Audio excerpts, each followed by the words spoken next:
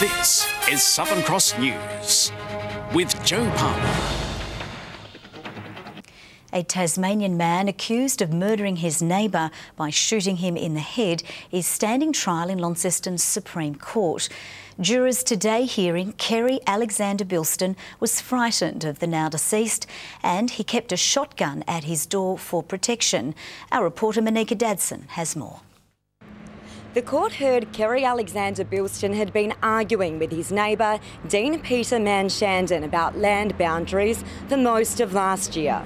The state alleging that on the night of October 15, 2016, a verbal dispute between the pair turned ugly. The court heard the duo were both on their own neighbouring properties at Lotta in the state's northeast. And as a result of words spoken, Mr Bilston lost his temper and went inside his house where he allegedly loaded a shotgun with a solid slug and returned outside.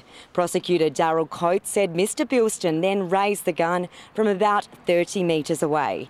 And just before he fired, Mr Manshandon laughed at him, which enraged him even further. Mr Manshandon was then shot in the back of the head. Mr Bilston has pleaded not guilty to the murder charge. He allegedly told police soon after the incident he only grabbed the gun to scare the deceased and only intended to fire it into the air. But prosecutors claim the experienced shooter should have known that shooting a gun towards someone could kill them. Jurors also heard Mr Bilston call 000, telling the operator he shot Mr Manshandon in the head. He started threatening my partner and abusing her again. I just spat it, I lost it. The trial is expected to continue all week. More than 20 witnesses will be called to give evidence. The head of Tasmania's public service has finished up in the role today after last week's shock resignation. Greg Johannes took part in a white ribbon event side by side with the Premier. He also farewelled colleagues from his 15 years in the public service. Opposition parties have been scrutinising the reasons behind his shock resignation, but he wasn't elaborating today. Your last major event, how are you feeling? I won't be making any comment, but thanks very much. Mr Johannes goes with my best wishes. He's been in the state service since 2002, so his contribution is quite significant, and it's quite understandable that he might leave at a time of his choosing, as he said he's doing. Jenny Gale will take on his role as Acting Secretary of the Department of Premier and Cabinet. The state government maintains its Taz Water takeover is the only way to solve a crisis it says exists in Tasmania's water and sewerage sector. The Liberals are pushing the takeover as an election issue, but would still struggle to get it past the upper house. The government now urge to work with Taz Water to help progress upgrades.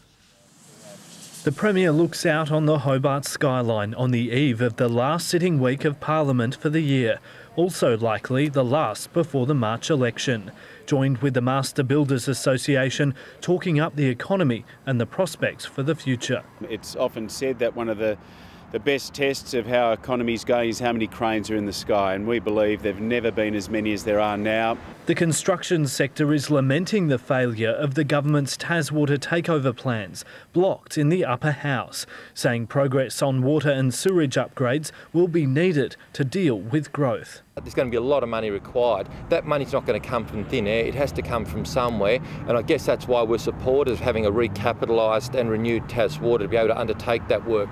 The Premier pitching the Taz Water takeover as an election issue, even though the upper house is unlikely to change its mind. If we're re-elected, we would seek to take over Taz Water again to deliver those benefits I've outlined. Under council ownership, Taz Water continues the rollout of water supply upgrades. Today announcing a boiled water alert for Gretna is now lifted.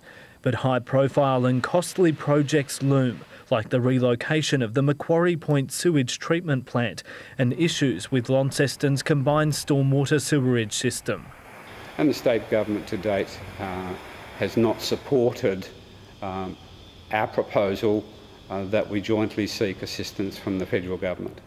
Labor says the government should be working with Taz Water. We've now got a Tasmanian government that wasted 4 years in government where they could have been not only investing state money into Taz Water to fix the water and sewage problems, but also lobbying their federal colleagues. There's a Liberal government in Canberra. But the water fight continues. Michael Breen, Southern Cross News. 2 people and a dog have survived a frightening crash at Taroona. The car ended up in a steep section of bush by the side of the road after crashing through a barrier around midday.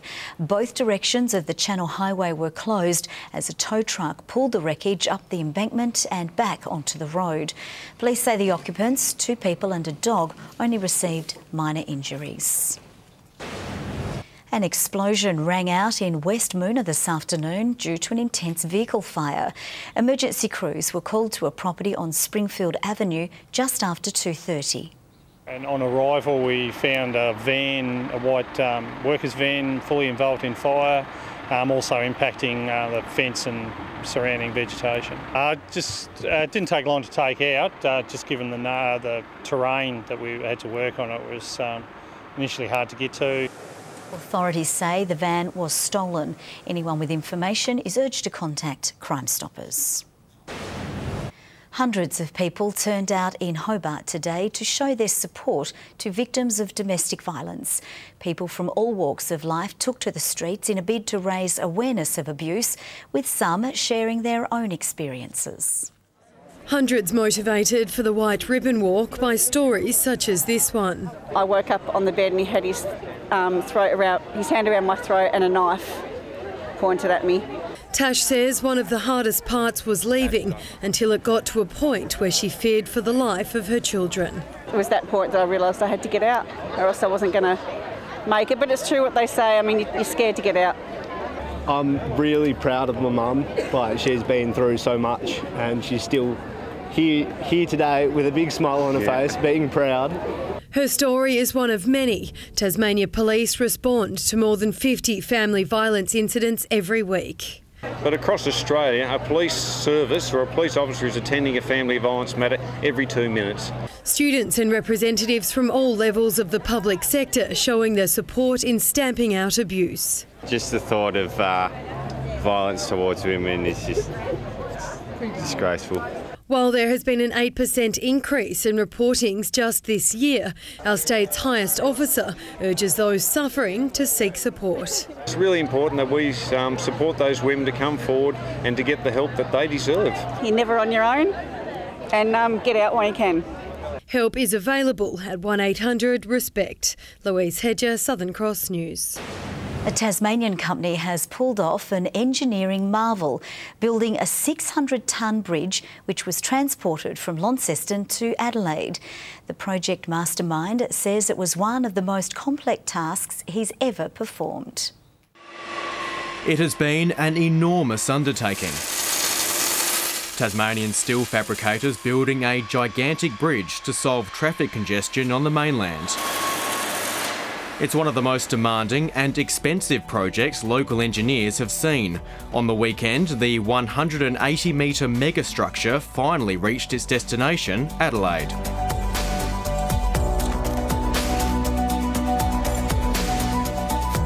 A project that kept probably about 30 guys busy for 6 months. As you'd expect for a job of this size and scale, there have been plenty of challenges. Quite complex in its design, and its shape is quite different to what we have done in the past. What makes it different is its curved design and colossal weight. Transporting it out of Western Junction was a logistical masterstroke. The bridge was built in 12 individual pieces, each section shipped to Melbourne, then spending 2 days on the road to Adelaide before being put together. 15,000 man-hours were put into the fabrication of the bridge. The installation was an Australian first. Remote-controlled trailers rolled the bridge into place. Traffic was disrupted for only 12 hours. But the job isn't done yet. Haywards is working on a second bridge for the project, due for delivery next year. Tom Johnson, Southern Cross News. Local authorities are using new technology to monitor parking spaces and clamp down on those who overstay. The council says the system will be more user-friendly and convenient, but small businesses are concerned it could turn shoppers away. These sensors are the way of the future for parking, a watching eye with the ability to let drivers know how long is left on the meter. We all get distracted shopping, and so this is a great aid to make sure you get back to your car spot and you don't get a fine. 1,800 of them will be installed around Hobart as part of a $3.9 million project. Drivers also won't need to carry cash, with the technology rollout including new meters that will take credit cards. Most importantly, it makes it an easier city to do business in and to come and recreate in. But this small business representative is raising concerns that increased monitoring will lead to people shopping in areas outside of the CBD. We just have to provide better services, better opportunities for retailers, so that people want to come to Tasmania's biggest shopping centre. The council says the upgrade will ensure a high turnover of visitors to the city. People are looking for spaces, and that's why the new app, when it tells you where the available spaces will be so valuable. But you don't want people staying forever in the one spot, because shopkeepers and facilities need turnover. The system will start operating early next year. Louise Hedger, Southern Cross News. Now let's take a look at the day's business and finance with thanks to Tasplan, your local super fund. The Australian share market has closed slightly higher following a late surge in buying that lifted the market out of a midday trough. The ASX 200 index has risen by 6.2 points. A short time ago, the Australian dollar was trading at 78 US cents and 110.77 New Zealand cents. The Tasmanian Roar failed to fire in its match against Queensland in Melbourne. Opener Laura Wright top-scored for the Roar, knocking up 24 runs off 44 balls. Queensland easily reached Tasmania's target in the 23rd over, Isabel Joyce taking 2 for 19. Tasmanian AFL draftee Hugh Dixon has stepped out in Fremantle colours for the first time. The talented 18-year-old has revealed his plans for the pre-season and the footballing great he wants to model himself on. Relaxed and comfortable among the Dockers draftees, Hugh Dixon is raring to go in the West. It's a great opportunity for me. I've got to work pretty hard still. Today was the first time Dixon met his new teammates. He was snapped up by the club after a big season for the TSL Tigers and the Allies under-18s. His pre-season will have a big focus on speed and endurance. Contested marking is one of my strengths, and I'm going to work on developing my engine and getting a bit fitter. The 18-year-old 195cm forward was taken with pick 44 in Friday's draft. As the only Tasmanian selected, Dixon says he wants to follow in the footsteps of one of the game's greats. My family was really close with Darryl Baldock, and so that's a yeah, look, and they've talked to me a lot about what a wizard he was. The connection goes back generations. Pop played with him at Latrobe. He just told me he's an unbelievable player, and he used to do some absolutely freaky things. And yeah, Dad knew him quite well as well. And yeah, look, and they've just said, no, you can be half as good as he is. You'll be doing all right.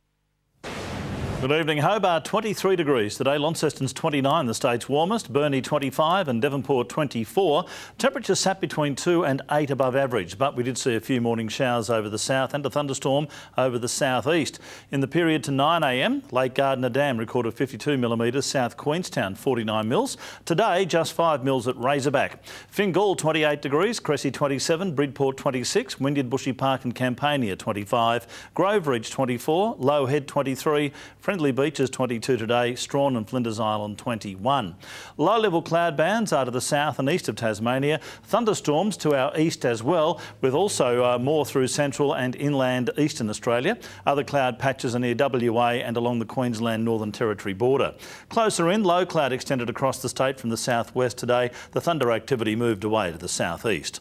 Tomorrow, a high moves south of Tasmania with a small low to the southeast. A trough extends through the eastern states to the Gulf, another through Western Australia. The east to southeast winds will, at 10 to 20 knots, will turn more northeasterly tomorrow at 15 to 20 knots, swells at 3 metres in southern waters. And for tomorrow, a cloudy 21 for Hobart, 21 the top for Adventure Bay, Tarraleah 24 degrees and partly cloudy. Launceston mostly sunny, warming up to 27, 22 the top for Devonport, Bridport mostly sunny as well and 23 degrees. Burnie okay and 22, Strawn a sunny 25 and Marrawar 22 degrees. The east, St Helens partly cloudy and 21, a top of 20 for Swansea, Whitemark a bit of cloud about but fine and 22. UV of course very high. On Wednesday, fine and warm to hot. Strawn heading for 30, maybe a light shower over the northeast. A humid day on Thursday, which will encourage a shower and a possible storm for Hobart and the west coast. And on Friday, rain across the state with possible isolated heavy falls, the winds tending southwesterly. A possible light shower for Perth tomorrow, sunny and 35 in Adelaide. Sunny as well in Melbourne, 29 the top there. The chance of a shower in Sydney, Brisbane and Cairns, and a storm for Canberra, Darwin and Alice Springs. Partly cloudy and 18 right now in Hobart, 27 and clear in Launceston, clear in Devonport and 22 degrees. Joe, I know you're out for dinner tonight with your visitors from New Zealand. I hope they're not thinking you're shouting. I hope they're not either. Thank you very much, Merv. That's all from the news team for now. Thanks so much for your company. We'll be back with updates throughout the evening. Good night.